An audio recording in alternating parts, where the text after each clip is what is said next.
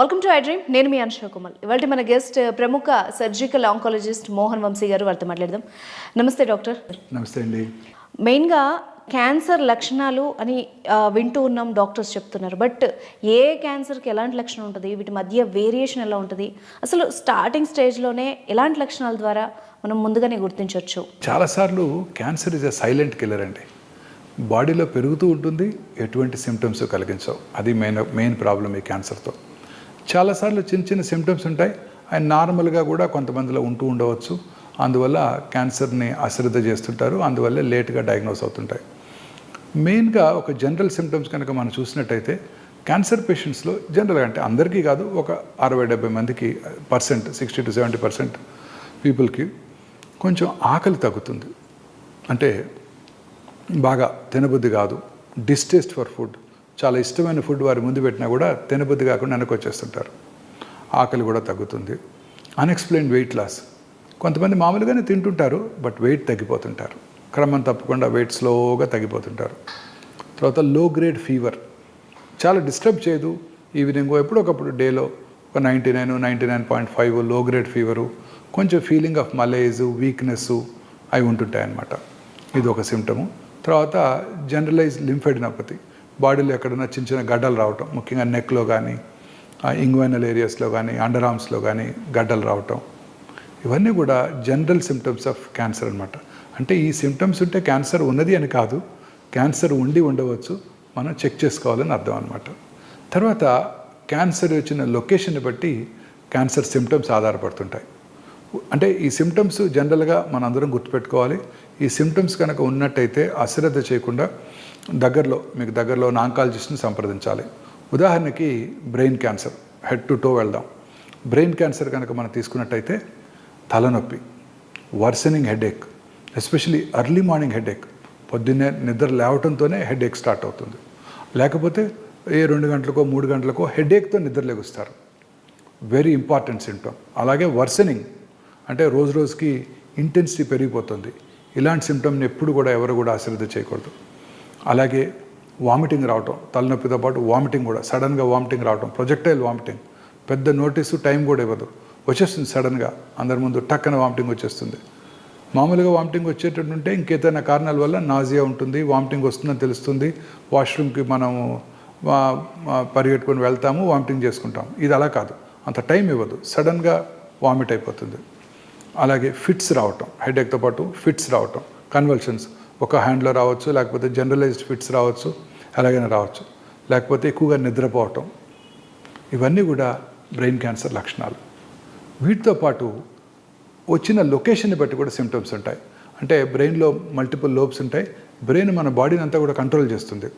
So వచ్చిన లొకేషన్ని బట్టి, ఉదాహరణకు ఫ్రంటల్ లోబ్లో క్యాన్సర్ వస్తే విచక్షణ జ్ఞానం కోల్పోవచ్చు, అందరి ముందు యూరిన్ పాస్ చేయొచ్చు, లేకపోతే అందరి ముందు డ్రెస్ చేంజ్ చేసుకోవచ్చు, డ్రెస్ చేంజ్ చేసుకోవడానికి ఇబ్బంది పడుతుండవచ్చు, లేకపోతే సడన్గా మూడ్ డిస్టర్బెన్సెస్ రావచ్చు, కోపం రావచ్చు సడన్గా.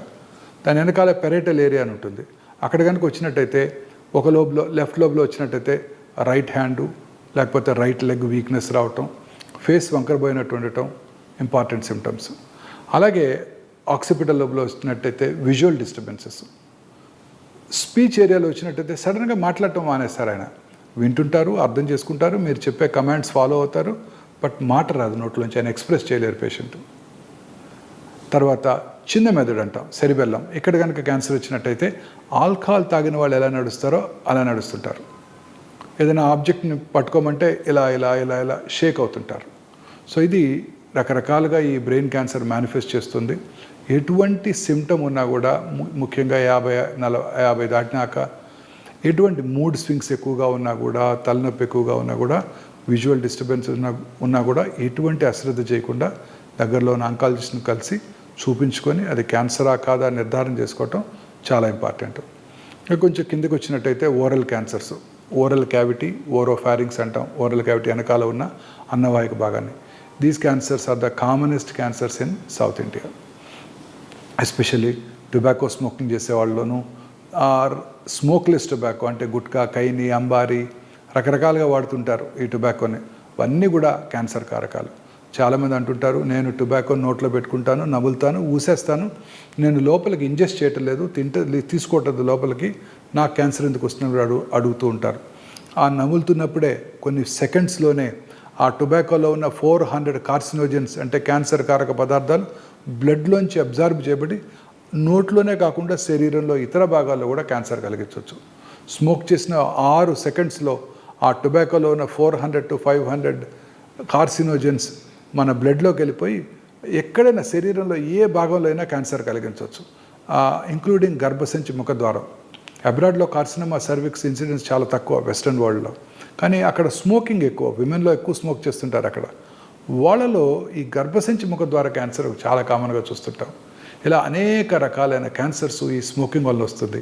ఒక సర్ప్రైజింగ్ థింగ్ ఏంటంటే అన్ని క్యాన్సర్స్ కూడా స్మోక్ చేసే వాళ్ళలో ఎక్కువగా చూస్తుంటాం. ఒక్క క్యాన్సరు, అది ఎండోమెట్రియల్ క్యాన్సర్, గర్భసంచి body cancer, it seems smoke చేసే వాళ్ళలో తక్కువ కనబడుతూ ఉంటుంది. సర్ప్రైజింగ్.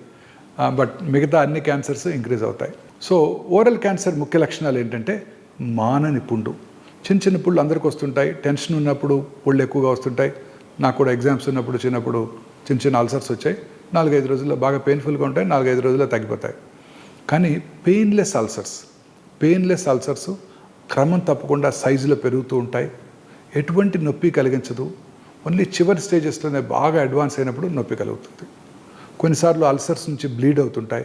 అల్సర్స్ నుంచి డిశ్చార్జ్ ఉంటుంటుంది. స్మెల్ కూడా బ్యాడ్ స్మెల్, బ్యాడ్ ఓడర్ కూడా ఉంటుంటుంది. ఇవి మాత్రం అశ్రద్ధ చేయకూడదు. అలాగే నోటి లోపల కానీ, నాలుక మీద, దవడ లోపల భాగంలో కానీ, ఎక్కడైనా అంగటి మీద కానివ్వండి, ఎరుపు తెలుపు మిళితమైన patches, either red colour patches or white patches, leukoplakia, erythroplakia అంటాం. 2 మిక్స్ అయి ఉన్న ప్యాచెస్, 2 మిళితమైన ప్యాచెస్ కూడా ఇంపార్టెంట్ క్యాన్సర్ లక్షణం. అలాగే స్పీచ్ డిస్టర్బెన్సెస్, నాలుక లోపల క్యాన్సర్ వచ్చినప్పుడు నాలుక కదలికలు ఎఫెక్ట్ అయ్యి స్పీచ్ బండగా మారుతుంది, క్లారిటీ ఉండదు. అలాగే చిగుళ్ళ నుంచి రక్తం రావటం, నోట్లో ఏదైనా అల్సర్ నుంచి రక్తం రావటం వెరీ ఇంపార్టెంట్ వార్నింగ్ సిగ్నల్. నాలుక వెనకాల భాగంలోనూ ఓరోఫారింక్స్లోని క్యాన్సర్ ఉన్నప్పుడు feeling of foreign body sensation in the throat, అంటే థ్రోట్లో ఏదో ఫారిన్ బాడీ ఉన్నట్టు మింగుతాం. మనం ఏదైనా ఫారిన్ బాడీ ఉంటే మింగేస్తే లోపలికి వెళ్ళిపోతుంది. ఇక్కడ మింగినా కూడా లోపలికి వెళ్ళదు, ఎందుకంటే అది ట్యూమర్ ఉంది అక్కడ. బ్రెయిన్ దాన్ని ఫారిన్ బాడీగా పర్సీవ్ చేస్తుంది. So feeling of foreign body sensation very important warning signal అనమాట. అవి కాక ఈ స్వరపేటికి కనుక వచ్చినట్టయితే వాయిస్ స్వరం బొంగురుపోవటం, దగ్గినప్పుడు ఫ్లెమ్లో బ్లడ్ రావటం, బ్రీదింగ్ డిఫికల్టీ, ఇవన్నీ కూడా స్వరపేటిక క్యాన్సర్ లక్షణాలు. ఇంకా కొంచెం కిందకి వెళ్తే lung cancer is the commonest cancer. ప్రపంచంలో అన్నిటికన్నా లంగ్ క్యాన్సర్ ఎక్కువగా చూస్తున్నారు. అండ్ లంగ్ క్యాన్సర్ వల్లనే ఎక్కువ మార్టాలిటీ కూడా ఉంటుంది. More than 4 million new lung cancers ప్రపంచంలో 2022లో డయాగ్నోస్ చేయబడినట్టయితే 1.84 million people died of lung cancer. Mortality కూడా ఎక్కువ ఉంటుంది లంగ్ క్యాన్సర్ వలన. ఈ లంగ్ క్యాన్సర్ ముఖ్య లక్షణాలు ఏంటంటే మానని దగ్గు. చాలామంది స్మోకర్స్లో దగ్గు వస్తుంటుంది. తగ్గినప్పుడు వాళ్ళు వెళ్ళి చెక్ చేసుకుంటారు. చెస్ట్ ఫిజిషియన్స్ చూస్తారు, సిటీ స్కాన్ కూడా చేస్తారు, స్మోకర్స్ కాఫ్ అని పంపించేస్తారు. బట్ అప్పుడు స్మోకర్స్ కాఫ్ కావచ్చు, ఒక 6 నెలల తర్వాత క్యాన్సర్ డెవలప్ అవ్వచ్చు. సో మానని దగ్గు ఎస్పెషల్లీ స్మోకర్స్లో కనుక ఉన్నట్టయితే అశ్రద్ధ చేయకుండా వెంటనే చూపించుకోవాల్సి ఉంటుంది. దగ్గినప్పుడు ఫ్లెమ్ రావటం, ఆ ఫ్లెమ్లో బ్లడ్ పట్టడం, లో గ్రేడ్ చెస్ట్ పెయిన్, వాయిస్ బొంగురుపోవటం, ఇవన్నీ కూడా వీక్నెస్, అలాగే ఆకలి తగ్గిపోవటం, ఇవన్నీ కూడా లంగ్ క్యాన్సర్ లక్షణాలు. లంగ్ క్యాన్సర్స్ చాలాసార్లు దే ఆర్ సైలెంట్ కిల్లర్స్. చాలాసార్లు చూస్తుంటాం, లంగ్లో క్యాన్సర్ ఉంటుంది, బ్రెయిన్కి పాకిపోతుంది. ఆ బ్రెయిన్కి పాకినప్పుడు అది సిమ్టమ్స్ కలగజేస్తుంది. ఆ సిమ్టమ్స్తో వాళ్ళు న్యూరోసర్జన్ దగ్గరికి వెళ్తారు. వాళ్ళు ఆ ట్యూమర్ని తీసేసి టెస్ట్కి పంపించినాక దాంట్లో తెలుస్తుంది లంగ్ క్యాన్సర్ ఉందని. చాలాసార్లు చూస్తుంటాం, క్యాన్సర్ ఎంత చిన్నదిగా ఉందంటే ఐడెంటిఫై చేయలేము మనం లంగ్ క్యాన్సర్.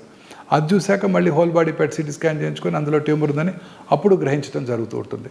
చాలా కామన్గా చూస్తుంటాం ఈ ప్రాబ్లం. చాలాసార్లు లంగ్ క్యాన్సర్ ఉంటుంది, అది బోన్స్కి పాకుతుంది. బోన్స్కి పాకినప్పుడు బోన్ వీకెన్ అయిపోయి చిన్న ఇంజరీ, ట్రివియల్ ఇంజరీతో ఫ్రాక్చర్ కావటం, ఆర్థోపెడిషియన్ దాన్ని రిపేర్ చేస్తున్నప్పుడు ప్లేటో, వైరో, రాడో, నెయిలో వేస్తున్నప్పుడు అక్కడ ఏదో సస్పీషియస్ టిష్యూని బయాప్సీ చేస్తే దాంట్లో లంగ్ క్యాన్సర్ కనపడుతుంది. ఇక మిగతా క్యాన్సర్స్ గురించి గ్యాస్ట్రో ఇంటెస్టైనల్ ట్రాక్ క్యాన్సర్స్, అన్నవాహిక క్యాన్సర్స్, మింగుడు పడకుండా ఉండటం, అంటే గట్టి పదార్థాలు తిన్నప్పుడు స్లోగా అది అడ్డం పడినట్టు అనిపించడం, ఆ తర్వాత వాటర్ తాగితే లోపలికి వెళ్ళిపోవటం, ఆ తర్వాత స్లోగా అసలు గట్టి పదార్థాలు తినలేకపోవటం, వామిటింగ్ రావటం, మళ్ళీ లిక్విడ్స్ తీసుకోగలగటం, ఇంకా అశ్రద్ధ చేసినట్టయితే లిక్విడ్స్ కూడా బ్లాక్ అయిపోతాయి. ఇది అన్నవాహిక క్యాన్సర్ ముఖ్య లక్షణాలు. ఇంకా gastric cancer, commonest cancer in south Indian men, especially Tamil Nadu and Andhra Pradesh, తెలంగాణలో పురుషుల్లో అత్యధికంగా కనబడే క్యాన్సరు ఈ ఓరల్ క్యాన్సర్స్ తర్వాత ఈ గ్యాస్ట్రిక్ క్యాన్సరు. ఈ గ్యాస్ట్రిక్ క్యాన్సరు మన దేశంలో కాకుండా సౌత్ ఇండియాలోనే కాకుండా జపాన్లో కూడా, అలాగే సదరన్ చైనాలో కూడా ఎక్కువ చూస్తుంటాం. మిగతా దేశాల్లోనూ మన నార్త్ ఇండియాలోనూ కూడా ఈ గ్యాస్ట్రిక్ క్యాన్సర్ చాలా తక్కువగా చూస్తుంటాం. సో ఈ మూడింటిని కనుక మనం సున్నితంగా పరిశీలించినట్టయితే ఒక కామన్ హ్యాబిట్ ఉంది, రైస్ ఈటింగ్ పాపులేషన్. జపాన్లోనూ స్టేపుల్ ఫుడ్ రైసు, చైనీస్లోనూ రైసు, సౌత్ ఇండియాలో కూడా rice. So somehow rice is definitely related to gastric cancer. So అలాగే సౌత్ ఇండియాలో తినే పికిల్డ్ ఫుడ్స్ అవి కూడా ఇంపార్టెంట్ కాజ్.